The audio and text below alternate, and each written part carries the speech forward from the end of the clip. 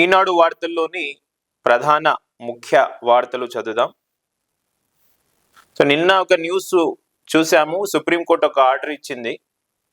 కుక్క కాట్లకు భారీ పరిహారం అంట, బాధితులకు చెల్లించాలని ఆదేశిస్తాం సుప్రీంకోర్టు. 5 ఏళ్లలో రాష్ట్రాల చర్యలు నామమాత్రమని వ్యాఖ్య.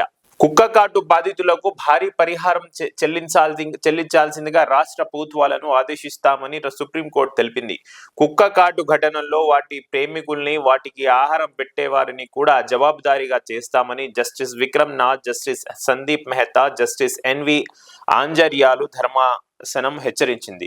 సంస్థల ప్రాంగణాలు, రహదారులపై వీధి కుక్కల్ని తొలగించాలంటూ 2025 నవంబర్ 7న ఇచ్చిన ప్రతికూల వాదనని వింటున్న ధర్మాసనం మంగళవారం తీర్పు వెలువరించింది. కుక్క కాటుపై తీర్పు వెలువరించిందంట సుప్రీంకోర్టు.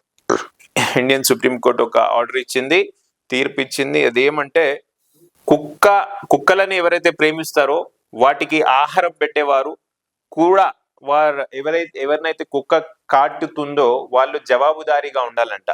సో కుక్క కరవడం వల్ల ఏ ఒక్కరు గాయపడినా, ప్రాణాలు కోల్పోయినా, వారు పిల్లలైనా పెద్దలైనా మేం మాత్రం ఆయా రాష్ట్ర ప్రభుత్వాల నుంచి భారీ పరిహారం అడుగుతాం. ఎందుకంటే వీధి కుక్కలను నియంత్రించడానికి నిబంధనలను పాటించాల్సిందిగా గత 5 ఏళ్లుగా మేము చెబుతున్న దానిని అమలు చేయడంలో రాష్ట్రాల నిమ్మకు నీరెత్తినట్లు వ్యవహరిస్తున్నాయి. వీధి కుక్కలకు ఆహారం పెట్టేవారు ఈ ఘటనలకు బాధ్యత వహించాల్సి ఉంటుంది.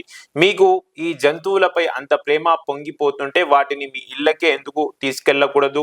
వీధి కుక్కల సమస్య భావోద్వేగ పూరిత అంశమని అంటున్నారు. మీ భావోద్వేగం కుక్కలపై మాత్రమేనా? మేం మనుషుల గురించి కూడా ఆందోళన చెందుతున్నాం. కుక్కల మన చుట్టూ తిరుగుతూ కరుస్తూ భయపెట్టడం ఏమిటి అని జస్టిస్ నాథ్ ప్రశ్నించారు. దానితో జస్టిస్ మెహతా ఏకీభవించారు. ఒక 9 ఏళ్ల పిల్లాడిపై కుక్కలు దాడి చేస్తే ఎవరిని జవాబుదారిని చేయాలి? దానికి తిండి పెట్టిన సంజన. ఈ సమస్యపై మేము కళ్ళు మూసుకొని కూర్చోవాలని మీరు కోరుకుంటున్నారా అని ఆయన ప్రశ్నించారు. ఏదేమైనా జడ్జి గారు సీరియస్ గా ఉన్నట్టున్నారు ఈ విషయంపై. సో కుక్క కాటు ఎవరికైనా వీధి కుక్క కరిస్తే దానికి పెంచే వాళ్ళు, ఎవరైతే దానికి ఆహారం పెడతారో వాళ్ళు కూడా దీంట్లో శిక్షార్హులు అవుతారు. పరిహారం కూడా వాళ్ళతోనే తీసుకుంటామని చెప్తుర్రు సుప్రీంకోర్టు. అదే విధంగా నేను చెప్పేది ఏమంటే, వీధి కుక్కల సంగతి కాబట్టి తెలంగాణ రాష్ట్రంలో కూడా వీధి కుక్కలు ఎక్కువ అయిపోయినాయి. మొన్న అసెంబ్లీ సెషన్స్ లో అక్బరుద్దీన్ ఓవైసీ గారు కూడా కుక్కలపై ఒక న్యూస్ చెప్పారు. ఆయన వ్యూ చెప్పారు. అది మనం J24 న్యూస్ లో కూడా వీడియో ద్వారా మీ అందరికీ చూపించాం. సో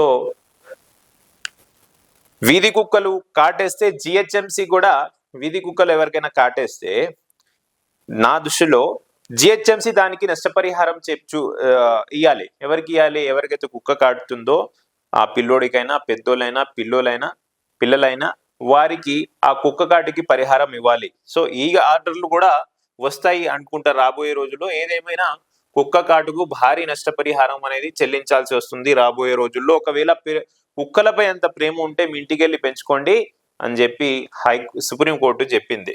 సో దీనిపై ప్రభుత్వాలు కూడా బాధ్యతాయుతంగా వ్యవహరించాల్సి వస్తుంది.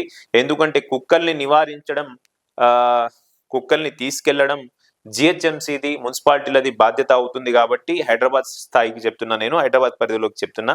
అండ్ జిహెచ్ఎంసీ అవుటర్ జిహెచ్ఎంసీలో ఉంటాయి కాబట్టి దానికి ప్రభుత్వాలే బాధ్యత వహించాల్సి వస్తుంది.